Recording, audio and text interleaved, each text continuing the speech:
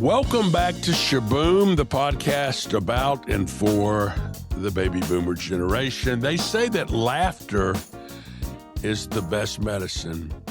And I have to admit, we've had plenty to laugh about in our lives so far.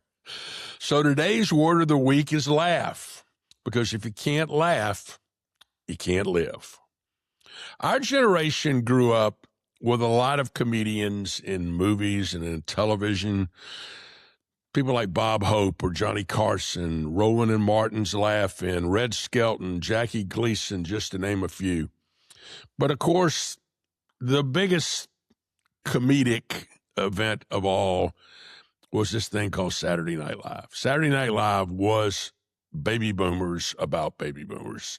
Lorne Michaels produced this thing. Obviously, it's lasted now over 50 years. It's kept up generationally, but when you go back at the genesis of Saturday Night Live, it was really our generation that set that stage. And today, when we have our special guests, we're going to talk a little bit about their new book and how Saturday Night Live influenced that particular book. I recently watched an HBO special on Mel Brooks. Mel Brooks, obviously one of the funniest guys ever. This thing is called The 99-Year-Old Man. If you haven't seen it on HBO, you need to watch it. It's really, really good. He started his career as a writer for the old Sid Caesar show back in the 1950s. And then he became, obviously, a writer, director of some of the funniest movies we've ever had. Things like The Producers, The History of the World Part 1, Young Frankenstein, Spaceballs. This guy had a warped sense of humor and was really, really a funny guy. Check out that HBO special on Mel Brooks. Here are some of my favorite quotes about laughter. Lord Byron said, "Always laugh when you can. It is cheap medicine." Boy, ain't that true. Writer Laura Ingalls Wilder, you may remember her. She wrote Little House on the Prairie. She said, "A good laugh overcomes more difficulties and dissipates more dark clouds than any other one thing." And Andy Rooney, remember Andy Rooney from 60 Minutes?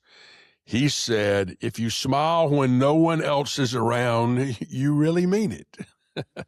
I like that. I like that. Sometimes I have been watching stuff by myself and you see something funny, you just laugh out loud. It's really, really healthy from that standpoint. But finally, there was a great comic actor, comic writer, Charlie Chaplin, and he wrote a song that I think we all know, and this is the lyrics to this song. "Smile though your heart is aching, smile even though it's breaking. When there are no clouds in the sky, when there are clouds in the sky, you'll get by. If you smile through your fear and sorrow, smile and maybe tomorrow you'll see the sun come shining through for you. Light up your face with gladness, hide every trace of sadness. Although it's here, may be ever so near, that's the time you must keep on trying. Smile, what's the use in crying? You'll find that life is still worthwhile if you'll just smile." But you know what about comics? So many of them were tortured people. There's this fine line between comedy and sorrow. There's this fine line between genius and demons. And so many of our great comics had that. You know, the distance between brilliance and insanity seems to be closer than we like to admit. I'm talking about comics like Lenny Bruce or Richard Pryor, John Belushi, Chris Farley, just to name a few. And that's the subject of the book we're going to be discussing today, The Midnight Show. My very special guest, and I mean guest, plural today, are the writing team of Lee Kelly and Jennifer Thorne. I've known Jen for a long time. After all, I was there when she was born. Yes, that's right. She's my daughter. and I still consider her my baby girl. She always wrote and made up stories all the time. Now, my mom was a voracious reader, and my mom had a very special relationship with Jen and would read to her all the time. And later they would talk about books to read and all this kind of stuff. But my mom would also sit with Jen and they would make up stories. And I think that's where her talent began to blossom. She's the author of 13 books with more on the way. She lives in England in the Cotswolds with her husband, Rob, who's a Brit, and her two sons, Ollie and Henry. Her writing partner in this particular case is a woman named Lee Kelly, and Lee is a very successful author with novels on her own, including City of Savages, A Criminal Magic, and With Regrets. Their newest collaboration is a book called The Midnight Show, and we're going to talk a little bit about The Midnight Show and how comedy affects this from this kind of stuff. This is a book about a television show, much like Saturday Night Live, but with a major mystery connected to it. But truly, it's really about the dark side of success and the consequences of behaviors. So let's welcome Jen and Lee to Shaboom. Welcome, ladies, to Shaboom.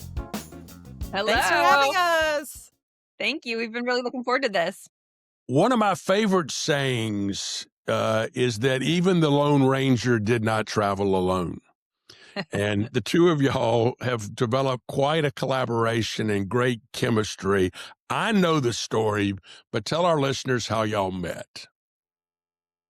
So we were, our first books came out in the same year, 2015, and we were part of a debut group together, which was a thing, especially in the young adult community and the kidlit community, where people met online to sort of support each other's new releases and get through the debut process. You know, when you're new to publishing, everything is new information to you. So it's like sort of a support group for authors. And Lee and I were part of the same kind of mini group called the Freshman 15s.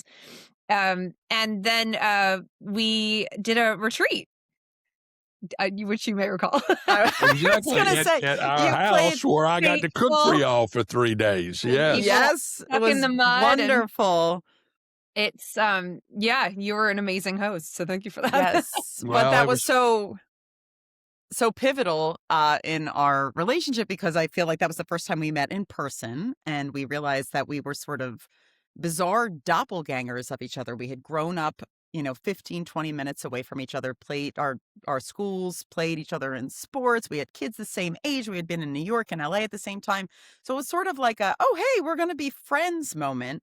But it wasn't until a couple years later, right, Jen, where you had actually reached out. I still remember the text came through. I was in Charleston again, actually, when you were like, hey, let's write it.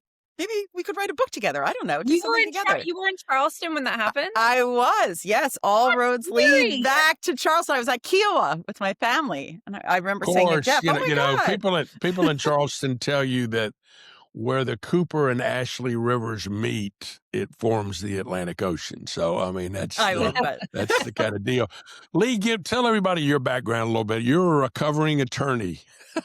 I love that. Yes, it's so true. It's so true. I had always wanted to write. My bio says, Lee has been writing since she was old enough to hold a pencil. But I was an oldest child, and I think, when you have the passion to write and read, the natural inclination, I think, for parents who want to make sure you secure a paycheck in the future is, well, that sounds like law school.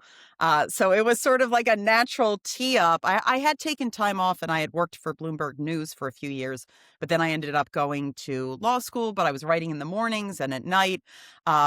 And I put my first novel together actually when I was on maternity leave from my law firm job. And the stars had sort of aligned where I had gotten an agent, and the book went out on submission. And I remember I was going back into my law firm to speak with the managing partner about potentially working part-time. And I got an email from my agent like that morning saying basically 2-book deal. And I'm like, this is going to be a maybe different kind of conversation. So, yeah, just very fortunate that, the stars aligned the way they did, and it felt like, the universe was telling me, "Take a chance on the writing finally," and I'm so glad I did. And Jen, you did a pivot too. You were an actor and then Yeah, so that was decided you my practical career, yeah. I went the drama school route, which I learned a lot about writing at NYU, and, sort of character work, I think, has really informed the writing that I do now, but, yeah, no, not an actor anymore. I found, one thing you do when you're between auditions as an actor is you write material that you can do with your friends, and I really liked that, and my the kind of the roles I was writing for myself got smaller and smaller until I was not in it at all, and I thought, "Oh, this actually, I like this the best." So, yeah, I started in young adult and, wrote 3 books in that arena that I'm very proud of before moving into adult horror, and around the same time that I was starting my first horror novel, I had finished reading, Lee's 2nd book, Criminal Magic. Both of her first 2 books are amazing, and as well as your 3rd solo, which And we likewise, we're big fans of each other, which is why. and I remember, like, reading especially without giving too much away, there was a climactic moment in that book that was exactly how it was like such a fist pump of a moment, like, it was exactly how I would have wanted to write it, but at the same time, I thought, it was a little bit better than the choices I would have made, but I thought, this is a book I'm envious that I didn't write. So and I had been toying with the idea of co-writing, but I thought, there's people whose work you admire, but you're not necessarily speaking the same language as writers. But I thought this is something that I think we could have a shared voice with. And also I just really liked Lee. So I contacted her and said, have you ever thought about co-writing? So we got on a call and immediately, like very quickly formed the idea for the Antiquity Affair. What's so funny is that I had never thought of co-writing, which is sort of wild because I consider myself like an athlete by heart. Like I feel like I naturally like team experiences. So when Jen floated that, it really resonated, but it was wild because if you hadn't reached out, Jen, I never would have thought about that for myself. Somebody So else would have snapped you up. no, it was meant well, to be. we're talking about humor today on the podcast, and your first 3 books had a lot of humor to them. I Mhm. felt like, I mean, and y'all wrote that. This one's different. This one is interesting, and I'm very, very impressed with this book, but it is so different in style. Yeah. I mean, so like I've never seen, and it's different in what I call plot and pace in Mhm. so many different ways. Talk a little bit about that. Sure. Well, so first of all, the Midnight Show it's a mystery set against the 1980s comedy world, right? So it's about a late night SNL like show, and it's headlining female star who disappears. But what Jen and I did that we had never done, obviously, with a previous book, is it's told entirely in mixed media. So it's told through emails, interview transcripts, and news articles from the time. So it's very much an amalgamation of puzzle pieces, and we construct that puzzle, and the reader sort of follows along, or hopefully follows We along. played with mixed media in all our 3 historical novels with, news articles at the time or snippets of invitations and things like that. And this time we thought, let's just go fully into that, and make it feel completely immersive, make it feel like an interview that you stumbled upon that from a show that you'd forgotten existed, but you feel like might exist in the real world with characters that you feel like you could maybe Google and find their filmography. Um, Well, in and in in in your acknowledgments, you talk about Saturday Night Live, and it really is very much like Saturday Night Live, and obviously it's of my era. It's a Mhm. baby boomer story of that generation and kind of the wacky comedy that came out of the period that Lorne Michaels produced that, and yet it's got a lot of subtle differences in it. One of the things I was wondering, when you collaborate and write together, did y'all take different characters this Mm. time and say, like, I'm going to write this character exclusively, or did y'all continue to collaborate? It's We gotten more and blended as we've gone through the process. So this believe was a pretty close blend. Yes, I would say that we always talk about our collaboration as an evolution. So the first book that we wrote together, The Antiquity Affair, we very much were polite in that Jen took Lila, I took Tess, and we would write those chapters and we would kind of in the margins say, perhaps, perchance, would you consider, you know, changing a little bit this way to tee me up for the next section? And it was very, very polite. And then as that evolution, That was our you know, courtship. yes, exactly. And then as we progress from novel to novel, we would still divide up characters. So even the Midnight Show, we took a first cut as certain people. Uh, but by the time we were writing the Midnight Show, we were in the Google document at the same time, somebody teeing somebody else up, sometimes writing over each other, Mhm. talking out the jokes. I mean, it's probably the closest we've ever come to like script writing or screenwriting, because it's just such a different style. The book is a conversation in certain Yeah. ways, so it We'd be benefited us doing to be improv on. on the page, she'd be writing one character and I would respond. We'd Well, it's I argue interesting. The book argue. reflects what's going on in the plot. Mm, It's characters Yes. working together collaboratively to produce great comedic television. And so so I mean, did the way you collaborate kind of get you to understand how they would collaborate? 1,000%. we didn't really realize until after we'd written the book though, because we're not that self-aware. It's It was very so obvious. It's meta. like 2 comedy writers, 2 women. We always write these books about 2 women working together, and we Hmm. are 2 women working together. And Yes. in this case, it got even more directly self-reflective. We're punching up each other's jokes on the page As the characters were as punching up people who are jokes. doing that for each Yes. other's jokes.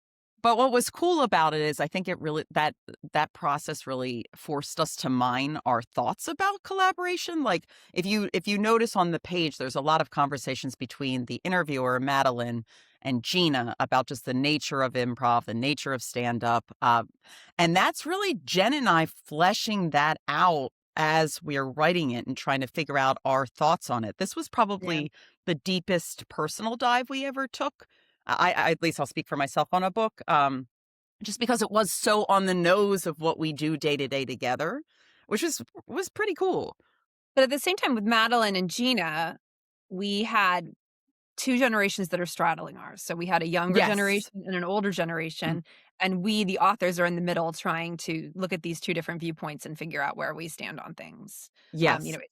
Comedy and feminism and how to get ahead and, I I um I think when it came to sort of competition and yes, like feminism and as it relates to comedy, at first, Jen, I feel like we thought we had to come up with an answer, right? Like these characters are having these conversations. Well, where do we fall in this conversation? Who do we side with?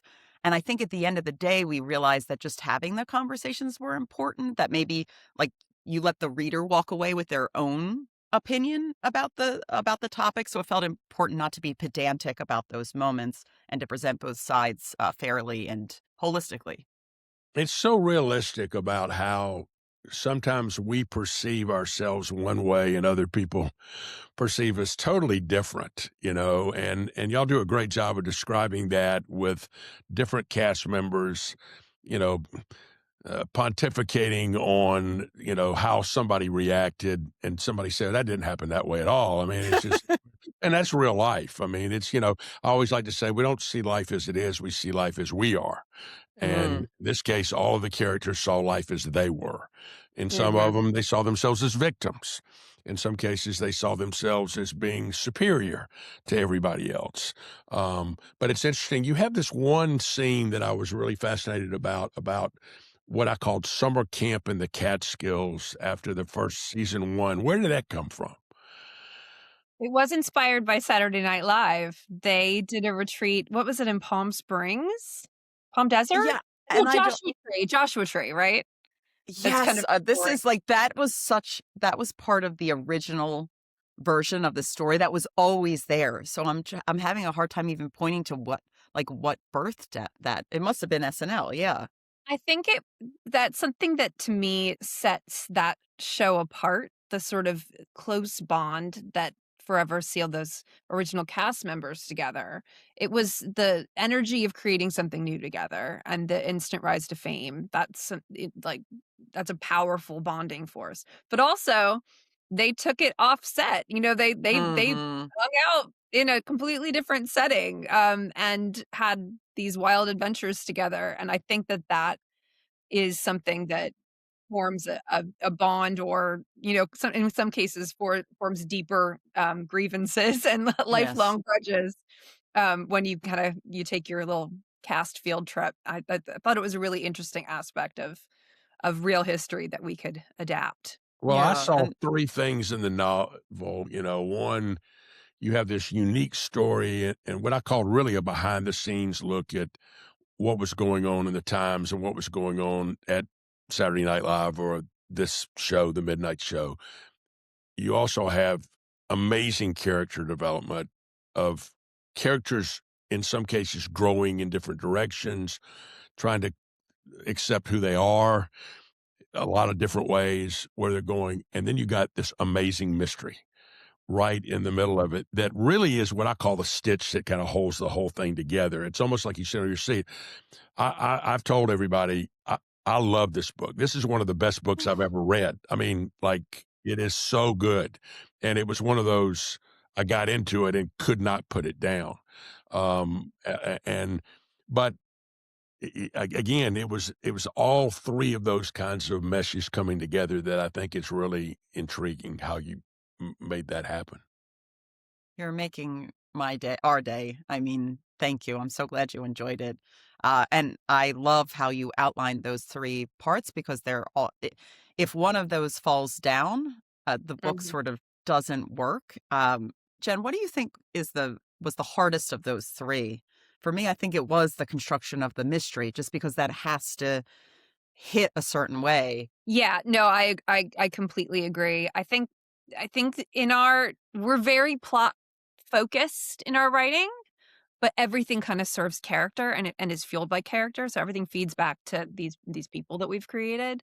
But it was a delicate mystery without giving too much away, where we wanted to have red herrings that were felt true to the characters in the world, that weren't too outlandish or too distracting from the central story. And we also wanted to put crucial bits of information in the right place, and that took some finessing and revision to get, where we're gonna put the police report, where we're gonna put the autopsy, things like that. And that was definitely a process of back and forth to find the right pacing for the mystery. I totally agree. Even just the way someone says something and how somebody reacts can create a friction that is a clue in and of itself. Um, and so every single transcript element and segment was almost a puzzle piece. And so it became how to most effectively um, arrange this puzzle because it was sort of all up for grabs. Like Jen was saying, do you put the news article before section 2 or after section 4? And how does it hit if you move those pieces around? Mhm. It was Well, difficult, but yeah, this leads to a question that I have for y'all. As someone who's written a couple of nonfiction books, the editorial process is fascinating where you've written something and then some third party editor gets a hold of it.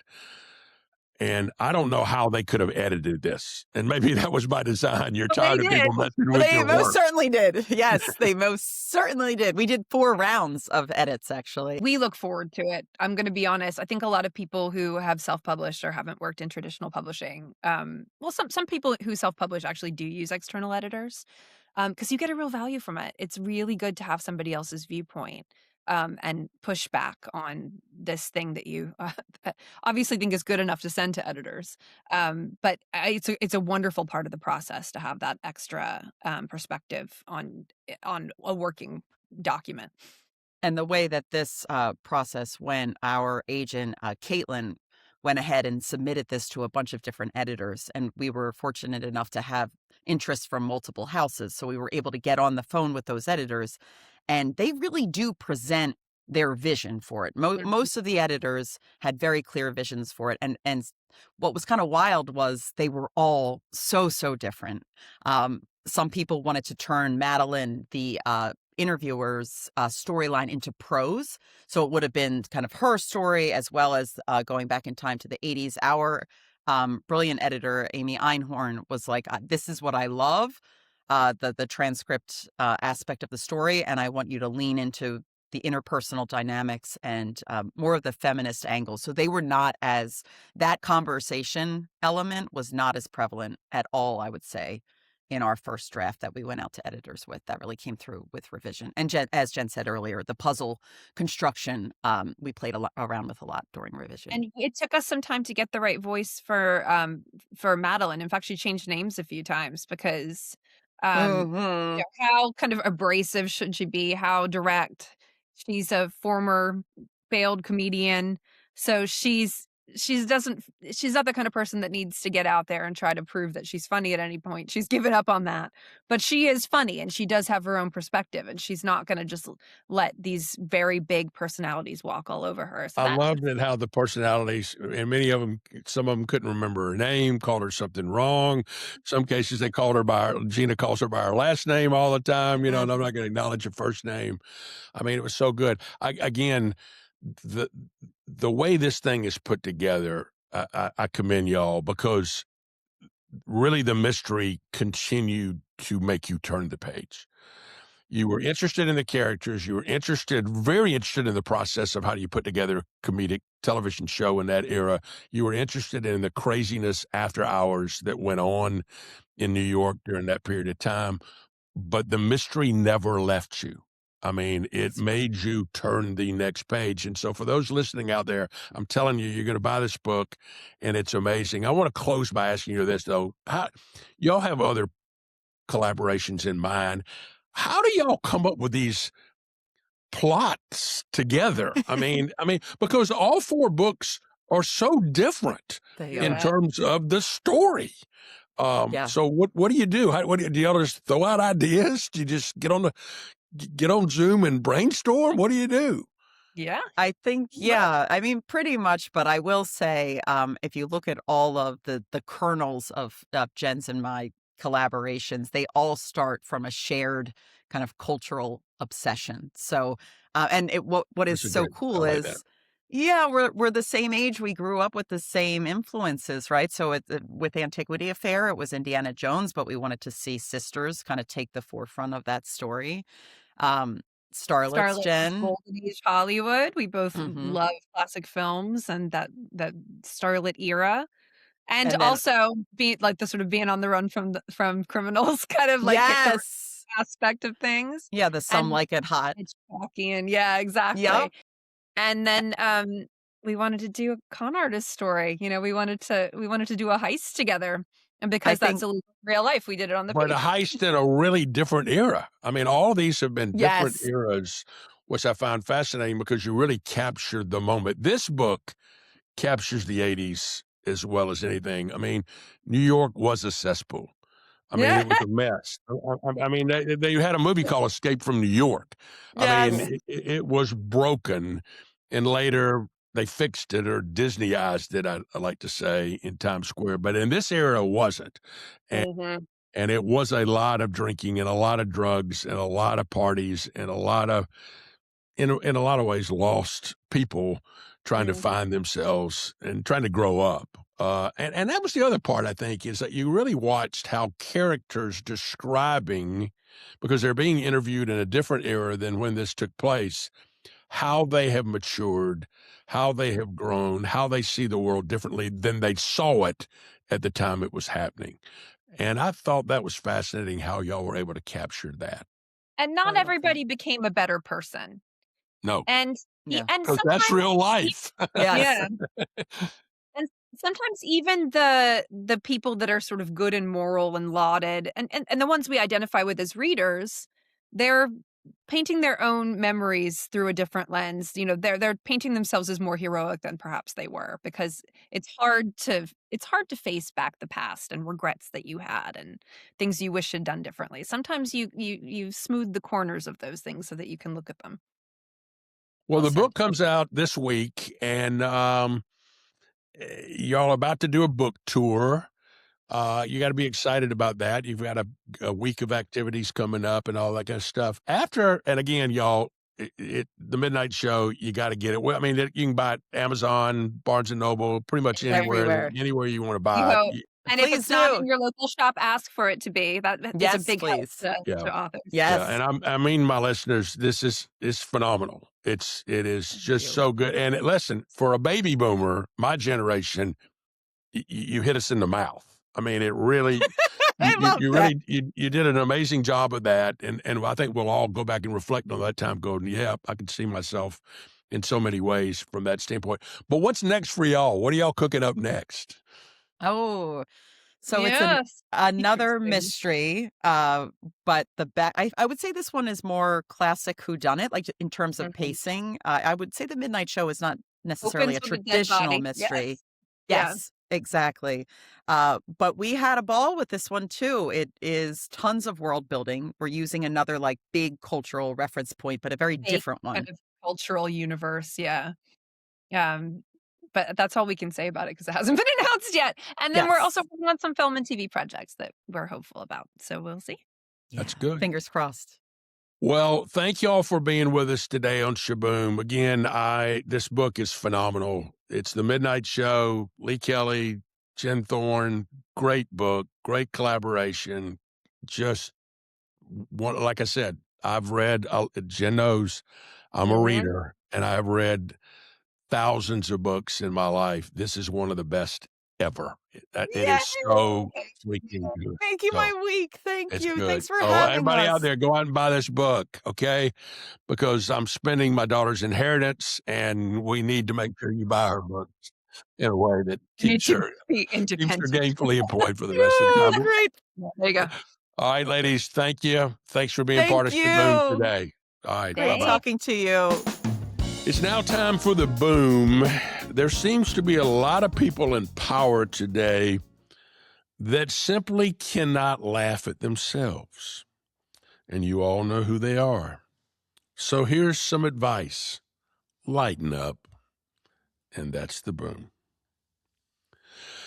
The song of the week is about laughter. And my favorite song about laughter is the classic They All Laughed by George and Ira Gershwin. First appeared in a 1937 film called Shall We Dance with the great Fred Astaire and Ginger Rogers. My mom used to remind me all the time about Ginger Rogers that she did everything that Fred Astaire did, but she did it backwards and in high heels. Always loved that line. It's a great song. They all laughed, and the lyrics are just hilarious. Another song on our playlist is the song by the Guess Who from Canada called Laughing. Great song that you'll all may remember. It's now time to get back on the road with Rick. As you have heard, my daughter lives in the Cotswolds in England. We lived in England in a little community outside of London called Virginia Water from 1995 to 1997. And I spent a lot of additional time in London from 1999 to 2000 when I worked for an agency that was owned by a British publicly traded company. London is one of the great cities in the world with so much to see and so much to do and so much history in London. Now, London, like the rest of England, used to be a food desert. I mean, there were times, 50s, 60s, 70s, when all you could get were fish and chips with mushy peas and boiled whatever. But times have really changed. And London has really become a great food town today. But it's really known for its Indian food. In fact, a lot of people believe the best Indian food in the world's in London and not in India. And they may be correct about that. There were two of my favorite restaurants in London that are both Indian restaurants. The first one is a place called the Bombay Brasserie, which is in Knightsbridge.